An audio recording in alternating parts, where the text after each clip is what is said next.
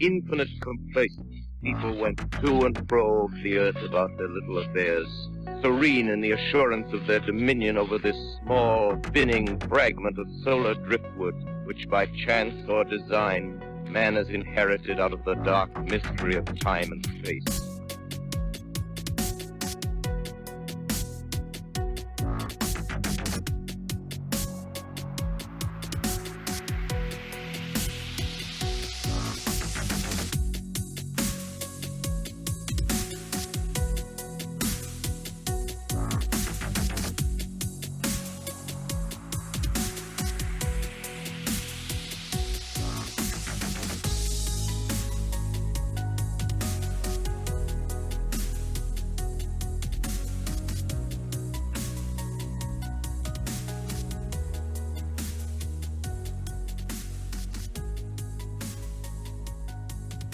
It's not often that we get any law enforcement that wants to talk about this stuff, so it's pretty amazing that you're willing to do that. Thank you.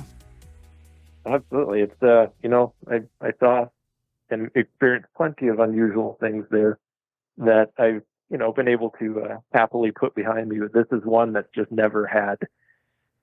never been answered, It's just sort of this huge, scary unknown. Like, what on earth happened that night?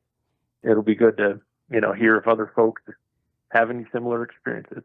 That's what I'm hoping for. And as we get into this, I'll let you know of some things that I did in the couple days leading up to our chat here, and something that just popped into my head today, unfortunately, and I don't think he's gotten back to me, but when we get there, I'll bring it up to you, and then we're going to be in touch after this, but because this is obviously intriguing and very dark, obviously. So, right, yeah. You reached out to me via email, and your ex-law enforcement just for that area, or your ex-law enforcement in general? Are you still in law enforcement? I still work for local government in Minnesota. And yeah, you said in the email that you would see disturbing things all the time, which is what you just mentioned, right, just a few moments ago. But this particular incident was, in fact, a little different for you and a couple of the other officers that were on duty at the time. So I didn't want to preface this really a whole lot because this is a very unique case. So, Bob, I'm going to let you take this one away, and then we will discuss quite a bit, I'm sure, after you're done. So I'll just kind of walk into it as I experienced it here. So this would have been late September of 2009. I was a police officer in one of the larger cities in Alaska. I'll just kind of leave it at that. May or may not be able to deduce which place it was. But one of the larger cities in Alaska. So what had happened is I was actually at a call. I had just gotten done with it. I was sitting in my squad car with a training officer who was with me. And I was writing up a report about what I had just done, whatever call I had just been to, when one of my fellow officers, a coworker of mine, got dispatched to a call that it was kind of the code that they used at the time was just a code for like any miscellaneous call, any unusual circumstance or something that didn't fit with, a domestic dispute or a traffic violation or anything. It was just a miscellaneous call. So he got dispatched to that, which was in and of itself not that unusual. But he, I was listening to the radio. We could hear everybody on the radio. And he got to the call. He had keyed in that he was there. He was on scene. And within just a couple of minutes, he came back onto the radio. And he had said, he had immediately asked for what we called a clear channel. A clear channel is basically where he could communicate more openly with a sergeant on that line about what to do next. And that would allow open communication for him and that sergeant. So nobody else was supposed to talk on that line, or, that radio line. So he had called for that. And that was a little bit unusual, especially for just the kind of call that he was going out to. So I flipped over to that channel so I could listen in on it as well, because it was like, wow, that sounds interesting. Wonder what he's got himself into over there. And listening to him, like when you're in law enforcement, you talk to folks on the radio all the time. You get to kind of read their voice. Like you can tell when your partners need help or when something's serious, even if they're not yelling or screaming on the radio. If they're just saying, "I need backup," you can tell by the tone of their voice that they're serious, that something is going on. And I could tell by the tone of my partner's voice there on the radio that something was not right. Something very unusual was happening. And what he basically relayed to the sergeant over the radio is that what they found, he had been called out to a building that I believe it was about a 4-story building, and it had a rooftop access. So there was one essentially door from inside the building to allow you to get to the roof. And for whatever reason, a maintenance personnel at the building overnight, this was in the middle of the night. We were working an overnight shift, I should say, too. So this was overnight. It was dark. A maintenance personnel had gone up there for whatever reason and had essentially discovered what he thought was a body. So he had called the police. And what my partner had said over the radio to the sergeant was essentially that there was a body on the roof of the building. It had no arms, no legs, no head, no skin, and no internal organs. Essentially just a completely like a torso with no limbs or organs or skin attached to it. And he could not tell gender. He could not tell race. He could also not tell a cause of death. And I remember as well, it was also relatively fresh. There was little to no decay at all, and little to no blood at the scene, which he was very disturbed by this. And I remember just looking at my training officer in the car with me, and we both just kind of shared this look of like, oh my gosh, what's happening? And my training officer and I got to talking about it, and he had said, he had worked there since like the 90s. And he had said that, this is not the first time this has happened. This has happened a few times throughout the years. It kind of comes in little spells where it'll happen a few times. And it's always very similar to this. It's just this, completely destroyed body. That also does not look like it's been fed upon. It does not look like any animal, has killed somebody. It just is this torn apart body laying there in a place that is found. It's just very out of the ordinary, unusual. And he had said that, the police department never really went to the media or shared anything about this. For one, because they didn't have any obligation to share every single death happened in that town, with the media. And also, they had no idea what was happening. They had no idea how these bodies were getting there, how these people were dying. They had no idea about anything like that. And my training officer basically said, we wouldn't want to go to the media with something like this unless we had some answers about what was going on and what we were going to do about it, which kind of made sense, but at the same time left me with more questions. Like, how is this going on for so long? What is being done to look into this? So I'll fast forward a little just to the end of my shift that night.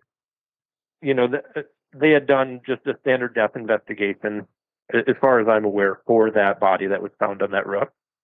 And I had, when my shift was done, I had spoken with my partner, my coworker, back at essentially the locker room at the police department, where we get changed into our normal civilian clothes to go back home. And he was very, very taken up by that experience. He was not doing well psychologically right then. He had so many questions about, where were the body parts? You just don't get rid of that many body parts that easily. Where was all the blood? There was hardly no blood at the scene. So this had occurred elsewhere, but where and how? And how did the body get there? There was only one door to that rooftop there was no blood or any evidence inside the building. So it was almost like the body had been brought there from outside the building, but it was also not hidden on the rooftop as well. It was just sort of, in my recollection of what he said, just sort of tucked into the corner on the rooftop. And he was not doing well. He had a lot of questions about it, and he was very disturbed by what he had experienced that night. So, and I was as well, very disturbed by the whole thing. A couple of, maybe 1 or 2 weeks later, I had brought it back up to him just to see if he had ever gotten any closure. Because I felt for him. We experienced really disturbing and weird things in that line of work all the time. And, it's good to talk about it. It's good to get some closure on it where you can. So I brought it back up to ask him if he ever got any closure on that experience. And he had gone from the night we spoke about it, the night that it happened, where he had been very disturbed, very kind of frustrated and not doing well, to when I brought it up a week or two later, he just said, "Oh, that was a moose path." And it was like this. It was like you just flipped the switch to a completely different way of looking at that situation. And I asked him, I said, a moose path, like that still doesn't answer any of the questions why at like a local business there's a moose path on, with no limbs, no anything, no skin, no blood. Why is there essentially like a torso of a moose calf on top of a building? It still didn't answer any of the questions that I had. And he just basically repeated, it was just a moose calf. And he seemed very defensive about it. And literally just like walked away and just ended the conversation.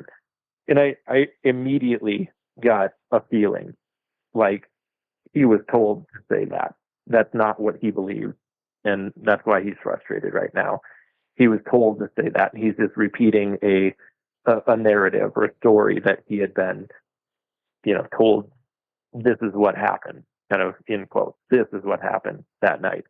Now, if anybody's ever seen the skeletal remains of a moose calf compared to the skeletal remains of a human, there's significant anatomical differences. It's not usually something you're going to mistake, especially as law enforcement doing an investigation. And that night at the locker room, he had confirmed it was a person until a couple weeks later when he changed his story. So, I had just reached out to you wondering if anyone else had ever come to you or talked about anything like that, and just wondering, if there ever is any closure on something like that. It's always bothered me, and I've always wanted to know more about it and kind of be able to put that behind me as well. Yeah, I can only imagine wanting to put that behind you. Yeah. I would as well. And you didn't even see it, but just reading the list, the short little bullet point list of what was done to that body is horrifying. So let's just drive that home for everybody, right? So headless, legless, armless, skinless, and no major organs, and for the most part, no blood. There was, so not only just in the body, but even around the body. You said there was pretty much no blood, right? In his words, what he had told me is he said it was almost like whatever had happened to it had happened elsewhere. The killing had not occurred on that rooftop. It had just been placed there. However, there was no evidence whatsoever inside the building to show that, anything had ever been carried through the building. And you would sort of imagine that if somebody was going to be carrying, a carcass of a moose in his later explanation, or, the sort of destroyed body of a human through a building, that would stand out either way. You're not going to do that very secretly. Yeah. So it a lot seemed like it had occurred. Yeah. And why would you do that? Of course, right? Why take the time to, also, was there stairs in this building to get up to the roof? Was there an elevator to aid in such a task? From what I remember I went in that building numerous times, and I remember there were stairs that I took. I don't recall there ever being an elevator, but there may have been that I wasn't aware of. But I know to get to the roof access, you had to take stairs. Again, why? Why go to the trouble of hoofing it all the way up there, especially in the state that you guys are in, right? At the time, you're in Alaska, lots of beyond rural. Rural isn't even the word for most of the places in Alaska, right? Why drag it up to the roof of a 4-story building? I mean, doing death investigations and law enforcement in that city and, rurally outside that town too as well. That's the only situation even close to them that I ever had any knowledge of or experience with. I mean, we would encounter, dead bodies, whether that was shootings or people who had overdosed on drugs or had sometimes succumbed to the elements, been hit by cars, things like that. People die all sorts of ways, but nothing like that. It's never really a secret. If a person is away out in the woods, it's, usually fairly easy to determine what happened. Never anything like this. And, if somebody were trying to get rid of a body, we would experience that occasionally. There's plenty of places in the water, in the forest, in the mountains. There's plenty of places that folks would attempt to do that. But again, it's usually fairly easy to locate. And that was another thing, is who was it? Just what always kind of bothers me is that this is a person like you or I. This is a human being that I presume is just a missing person on a list somewhere that has died in what would appear to be a horrible way. Yeah, I found in just looking at some different things before our talk, I found a case in Poland where a young woman had been tortured and murdered, and now she wasn't missing any limbs or anything like that, but it happens a lot, which is disgusting to say, but in a very Buffalo Bill style, she had been skinned, essentially head to toe. And for anybody that might be really grossed out about this, it is pretty gross, even for me, but the way that they found her skin was it got wrapped around the propeller of a boat. And the guy thought it was a bag. And then eventually, they figured out that she was gone. So anyhow, murder, of course, comes up first and foremost. Obviously, I talk about all kinds of things on this show. But a few things do stand out to me in talking about UFOs. You said there was little, like a lot of times in mutilation cases, there's little to no decay. And they do come in waves, right? It can be animal or human mutilations. I want to bring up a human mutilation case here in a little bit to you and see what you think. And no animals or bugs seem to touch it for the most part. Okay, going back to the waves. You said it comes in waves. This is not the first time. That was extremely shocking, I'm sure, to hear. Did you ever find out who the other officers were that would have responded to these other calls? I did not. That was my very first experience in law enforcement. That was my first law enforcement job. And anybody who's ever sort of been through that can probably relate. Sometimes you're just trying to get through your day to day and figure out this career. And there's plenty of other things to worry about other than sort of a mysterious thing like that. There's plenty of things that are much more in your face. So until I left there, I never really had a whole lot of time to dedicate to looking into it, other than, occasionally it would bother me to know that sort of thing was happening in that city. So I never did get to figure out anybody else who was there, who had ever responded to those calls. I'm presuming if somebody was able to get records, there was probably a detective call out where they probably, brought detectives out, did a full crime scene investigation, collected the body, did an autopsy. They probably did all that, but nothing that I was ever, made aware of, or they weren't very public about it, I guess you could say. Well, and that's really sad and awful. Of course, as you mentioned, it's one thing to be like, oh, there's a torso on a roof. Well, that was a person, as you said. And if they have no head, no arms, no legs, and if the manner of death was like blunt force trauma to the head, you would never know that. You'd never be able to determine a cause of death. So if this torso doesn't have any wounds, stab wounds, any bullet holes in it, you would not be able to determine how this person died. Yep. And that is basically what my partner had relayed, is that there was, he could not see anything in cursory view on scene that night to say, oh, there's an obvious injury or anything other than, the body is not intact. And that's obviously not how things are supposed to be. So like you say, it just brings up so many questions about what happened and why and how it got there. Yeah.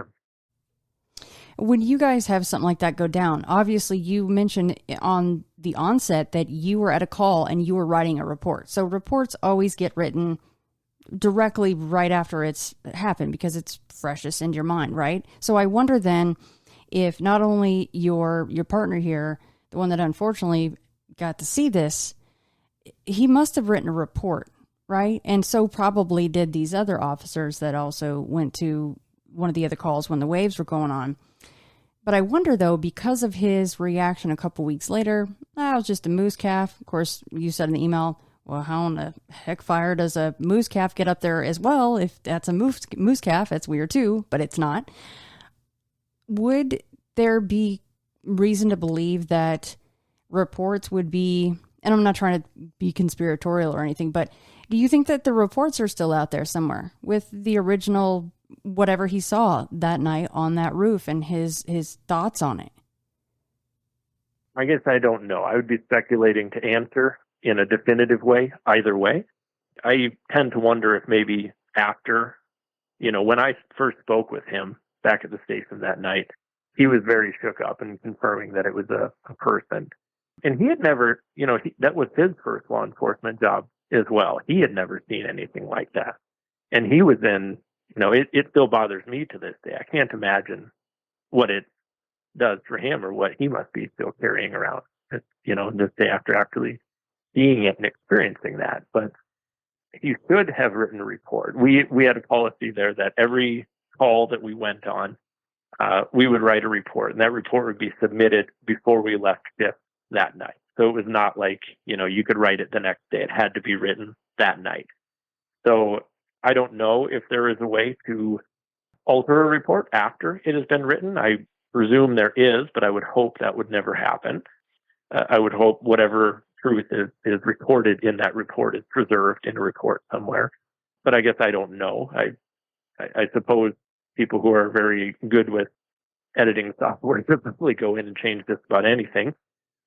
But yeah, to answer your question, there should have been a report written for every one of these situations.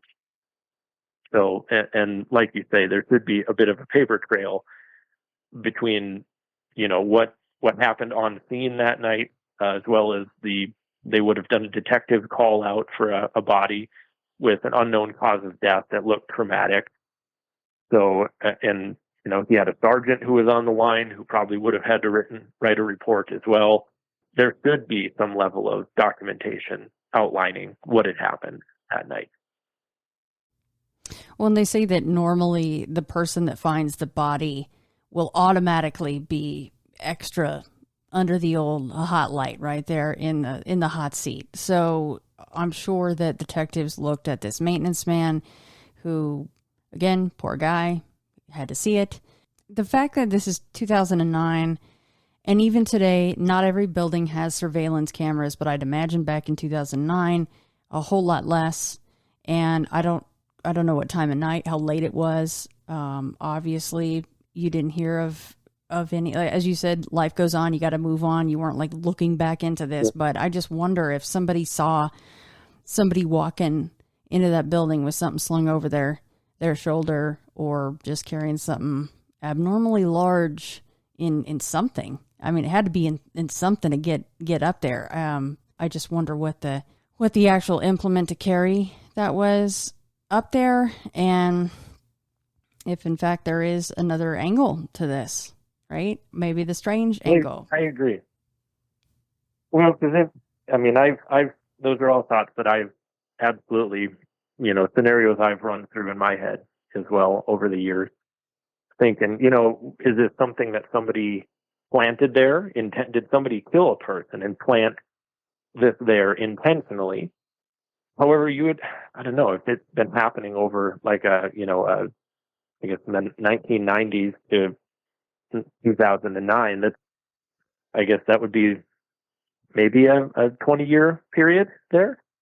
And I don't know. It makes you wonder if somebody did it on purpose and planted it there. Then again, it really wasn't in a super like notable place, right? Where somebody would for sure find it like right away the next day or something like that. It seemed like this maintenance guy kind of just stumbled on it on a rooftop. And I don't know. Then again, my partner, he had said it was almost like it was dropped there, but that was just his way of describing it. I don't think he was implying that it was actually necessarily dropped there. Just that was his sort of like, it was just like it was plopped there in the corner. It wasn't buried. It wasn't hidden or anything like that. It was just there in the corner. But yeah, it was very unusual. A couple of cases out of this same city in Alaska I found. This is June 2003. There was a torso that washed up that was missing the head and the legs. It was a female, 22 years old, Desiree Lakanoff. And then 3 months later, September 2003, another headless, legless torso, another female, 32 years old, Michelle Roth. And of course, it was thought that they were killed by the same person, and they were both working as prostitutes. So, unfortunately, that group of people is targeted quite a bit by nefarious folks. And then, I found one from New York City, March 2022. A 68-year-old woman's body was found stuffed in a shopping cart, likely killed by an 83-year-old man that she knew, and she was also headless and limbless. But of course, these are not, these are proven murders, right? And they're not nearly as strange as what you have presented today. They're not missing organs. They're not missing their skin.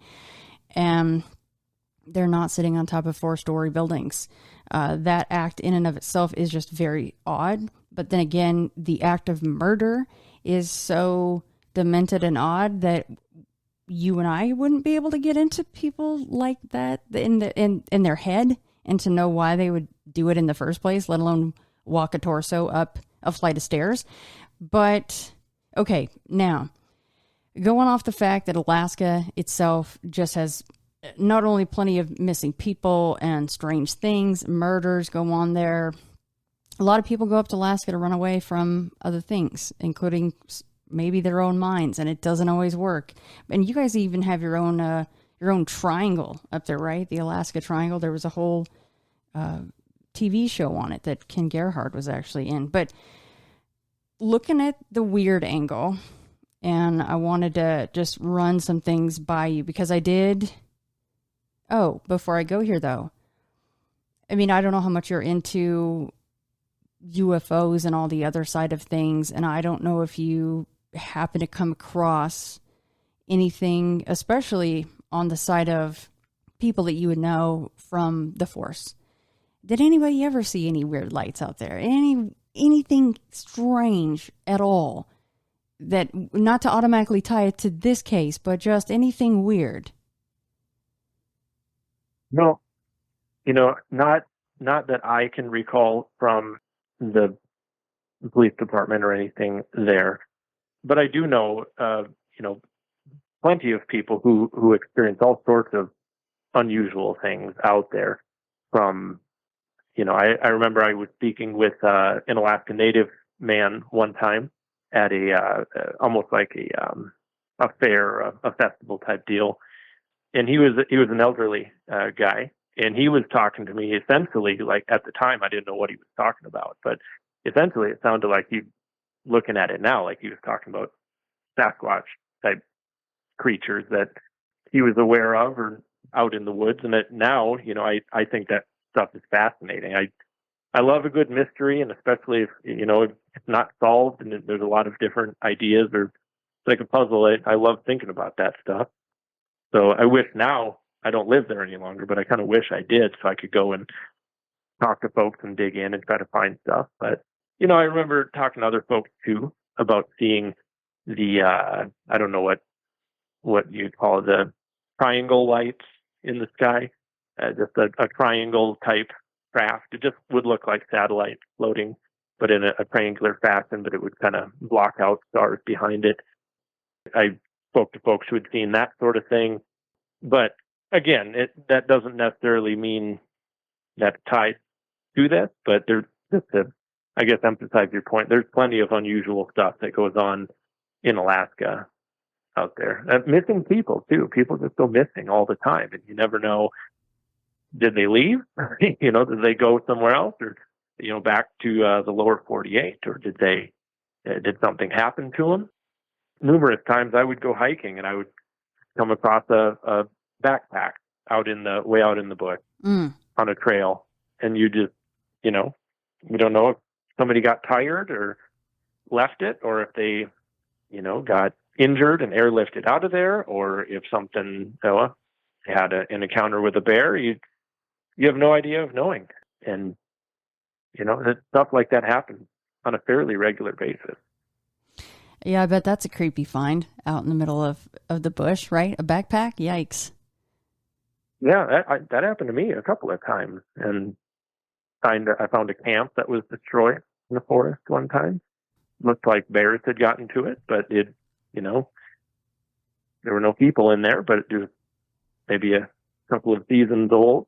Just a destroyed camp with bear droppings all around camp, but still camping gear and a flattened tent everywhere there. So just makes you wonder. But like you say, there's just plenty of space for unusual things to happen out there. Well, yeah, and if I don't touch on this, people will yell at me. Not actually, but in caps online. If I don't bring this up at least a little bit more, because I did a little bit earlier when I mentioned how in a lot of the mutilations, mostly cattle, of course, but there are human mutilations, which I want to discuss one case with you. But in the mostly animal mutilation cases, things don't like to touch those carcasses a lot of the times, and they are missing organs, and there are strange cuts in the body. Not that in your case that was something that had happened, but I looked up on the National UFO Reporting Center website for this city, and in May 2009, 8 p.m. a disc was sighted for about 10 to 15 minutes at Diamond Jewel Lake. The bottom half of it was flat black and the top half was reflective. They said it rotated in the air and it was gone. And then in August 2009, there was one sighted at 11 p.m. It was a couple on their deck, and they reported an odd cloud formation that was actually lit up from the inside. I hear that a lot from people that say, look at the clouds. If you want to see a UFO, pay attention to clouds, because they hide in the clouds. They use them. So I don't know. Another city, this was one, well, you'll know right off the bat if I told you, but I won't say it. This is a town a little distance away, not too far, but this was January 2009. This actually one is triangle shaped, like you mentioned earlier, and it was a man on a balcony. He actually watched it for long enough that it is Alaska, and he got cold and he went inside, which I would just go grab a coat and come back out, but that's cool. He went inside long enough to warm up, and then went, wow, wonder if that triangle shaped craft is outside. I guess it was quite close, and it was gone by the time he went out. That was kind of a weird one for me. I'm like, why would you go inside that long? But hey, to each their own. Okay, so just real quick, Bob, this is from Christopher O'Brien, Stalking the Herd. I just did a whole thing on cattle mutilations with my patrons, and this one was talked about.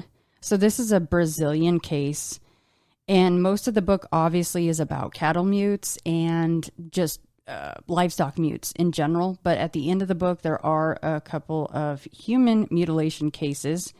And I want to point out that he is not saying throughout the book that he thinks little gray dudes are coming down from UFOs and doing this. He's just presenting the data. So, okay, really quick. Now, these individuals conducting the autopsy of this body found had no knowledge of, they're not into animal mutilations and UFOs and all this stuff. So this is just the facts. And it said that there was removal of whole internal organs through small apertures, small holes, the lack of bleeding, the failure of the body to smell or decompose. All of these are hallmarks of UFO-related animal mutilations. That's Chris talking right there. And then the autopsy goes on to say that the axillary, which is the armpit regions on both sides showed soft spots where organs had been removed. Incisions were made on the face, the internal thorax, abdomen, legs, arms, and chest. And even the person doing the autopsy was going, okay, this is extremely uncommon. And they thought that the internal organs were removed or sucked out somehow through these small circular incisions. So the last thing is Chris goes on to say there's no evidence whatsoever that any UFO activity had been reported in the region during the time period when officials think the murder and disfigurement occurred. So that was one. I ran to grab Chris's book because I knew if it was anywhere, it was going to be in there. And he is the one that I reached out to today. I wish I had done it sooner to ask him specifically. I gave him some of the details of your case and said, have you ever heard of anything like this? Maybe since the book has come out, he has, So when he gets back to me, I will definitely get back to you because he's the man that would know about something like that. So I don't know. The tough thing with the torso is that, again, there didn't seem to be a whole lot of evidence on the body as far as how in the world does it not have... Oh, that is a question, though, and you may not know, and it's okay, of course. Was there these organs being removed? Does that mean the cavity, the chest or the stomach cavity was just, there was nothing shoved up in there at all. It was just hollow. I did not, get into questioning him fully on, if he had done a full inspection on if, the heart and the lungs and everything in sort of the upper chest were there. But I do know he had said, it had no skin, and he had, with his hands motioned to his torso and said there was no skin, there was no organ. Mm. So, that was his word that there were no organs. So I don't know if that meant every organ completely was missing, or if, it was just the I guess below the diaphragm, the organs were missing. Right. I don't know. I would be assuming to, make a factual statement on either way, but, I do know at least the lower organs, the stomach, the intestines, the liver, everything kind of, rib cage down for sure was gone. But I also kind of feel like if there were things remaining, he's the kind of guy who that's sort of the type of detail he for sure would have noticed and probably would have said that. All the organs were missing except the heart and the lungs were there. Okay. So if he said all the organs are missing, I kind of assume everything was probably gone. Poor guy, though. I don't think they can quite train that in cadet school, while you're training to become a police officer, right? How in the world would you even prepare someone for that? That's not a scenario that's in the academy, No. That's not one you run across. No. I don't know how it works, but could you have gone to the scene of that, you and the training officer, or was that not somebody was handling it and you guys were over here doing your thing? Yeah, so, we certainly could have gone to it. Typically what they would do is the town or the city there was divided up into regions, and there were X amount of officers in each region or X amount of patrol cars. And you were kind of supposed to stay within your region to be able to quickly handle calls in that area. So he was in essentially the next region over from me, which, as the crow flies, maybe a couple of miles. But I was in my area covering calls that came in there, and he was in his area doing his thing. So had he asked for backup and needed us to come, we would have been able to be there very quickly. It was just luck of the draw, really. I could have been covering that area and gotten that call that night. You never really know. It was just sort of a rotating schedule. You ended up where you ended up. So I suppose we could have gone had he needed it, but between, him and the, calling out the sergeant and the clear channel, they seemed like they had what they needed covered for there. It wasn't a necessarily dangerous situation, just very unusual, the manner of the body that they found. So it wasn't required to have a huge call out or multiple people standing guard. They were able to handle it with just a couple of guys out there, from my understanding. So last question for you, Bob. Do you think this was, in fact, a completely demented, bent human being that executed this as be a murder, right? Or that something really, truly strange happened to that person? I think that's what bothers me. That's, like I said earlier, I, as well as everybody in that department and who did that job and folks who do that all across the country, run into all sorts of stuff that sticks with you, that bothers you, seeing folks who have passed away or being there with them when they have, or experiencing all sorts of traumatic things, stuff sticks with you. But you're able to, process through it and put it behind you and be okay. But this one, for whatever reason, I've never gotten any closure on it, on what actually happened to that person. And that has always bothered me, whether this was a completely, like you said, demented person who would have had to go through some pretty significant lengths to do this to another human being. And I presume they would have had to have had some level of planning involved in it. If to do those sorts of things, I'm presuming they would do it at once. I know this is a dark conversation, but for a person to have their legs and head and skin and organs taken out, that's a huge amount of blood. That's all the blood. That's not an easy thing to hide. So I assume they would have, if that was a person doing it, they would have had to have some pre-planning involved. So that's a scary enough thought right there, that there's a person out there who would do that. Then again, I don't know if that's scarier than the thought that there could be something else doing this in ways that we might really not understand, and dropping bodies or putting it on rooftops or whatever happened to it. I don't know which one is scarier. It's all disturbing, no matter which way you look at it. But I really don't know. I would be guessing either way. Part of me would like to say, oh, this is obviously just a crazy person who did this to somebody. But I think when you experience stuff like this, you kind of want to distance yourself from it. You don't want anything to do with it. And you kind of want the easy answer to just be that it was a crazy person who did this.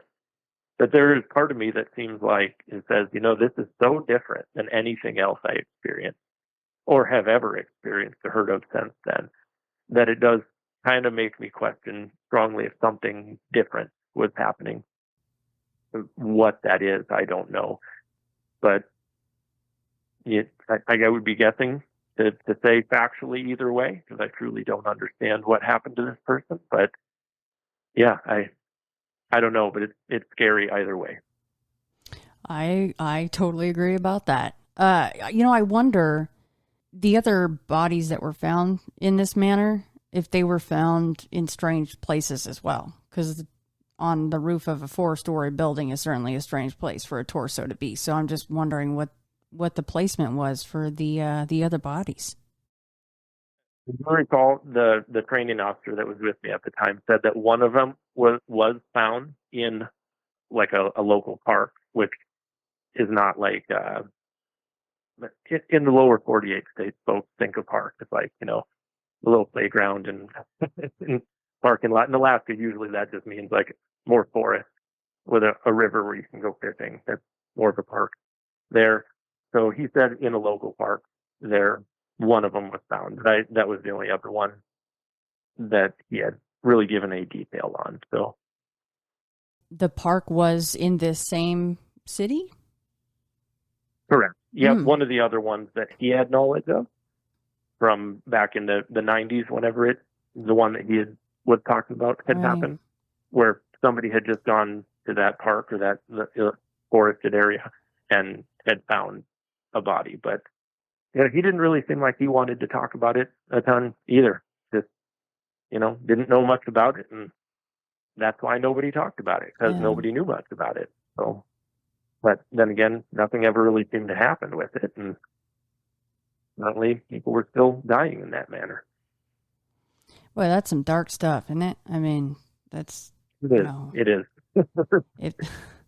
I'm sure that you don't mind the fact that you didn't get toned out to go on that call that night, because it stuck with you and you didn't see it. You just have knowledge of it, and you saw how it affected your partner, and that was enough to stick with you. So I can't imagine actually coming across that. But unfortunately, what it leads to is a level of skepticism, where you think, well, there were plenty of other officers who probably did not listen in on that call and probably had no idea that this ever happened. And if they heard about it later, they would just hear that it was a moose calf, which they might think was odd, but it's Alaska and there are moose. So they probably wouldn't put much more thought into it than that. So it makes me wonder what else has occurred that is not spoken of, simply because, we don't know what to tell the news or the media. And I've spoken to very few people ever about this. Because it's dark and most people don't want to, nor do they really need to know or have this sort of stuff in knowledge in their life. Most folks don't enjoy stories like this at family gatherings or anything.